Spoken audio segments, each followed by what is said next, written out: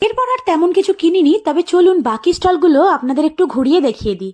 এরপর গেছিলাম শীতলা মাতা মিষ্টান্ন ভান্ডারের স্টলে। এখানে ছিল হরেক রকমের মিষ্টি। কথায় আছে না, পেহলে দর্শনধারী ফির গুণ বিচারি, এক্ষেত্রেও কিন্তু তাই। খেতে কেমন জানি না, তবে দেখতে কিন্তু অসাধারণ ছিল। এরপর চলে গেলাম নবদ্বীপ সুইটস এর স্টলে। এখানেও ছিল নানা রকমের মিষ্টি থেকে শুরু করে বিভিন্ন রকমের কেক, সাথে ঘি এবং এখানকার স্পেশাল নবদ্বীপের ক্ষীর দই। অনেক তো মিষ্টি হলো, এবার একটু স্পাইসির দিকে নিয়ে যাই। আমরা চলে গেছিলাম শোভাবাজারের বাদশা রেস্টুরেন্টের স্টলে। এখানে পাওয়া যাচ্ছিল pulao, chicken, mutton, fried rice ইত্যাদি। এখানকার দাম সহ মেনু কার্ড ও ভিডিওতে শেয়ার করে দিলাম। এরপর গেলাম বোম্বে পিজা স্টলে। তখনও স্টল সাজানো চলছে। এখানে পাওয়া যাচ্ছিল কুল্লার পিজা সহ বিভিন্ন রকমের পিৎজা এবং বার্গার। এরপর একটা মকটেল কাউন্টারে ঘুরে সোজা চলে গেলাম প্রকৃতি অর্গানিক্স এর স্টলে। দেখছেন কি সুন্দর আর ইউনিক হাতে তৈরি গয়নাবড়িগুলো।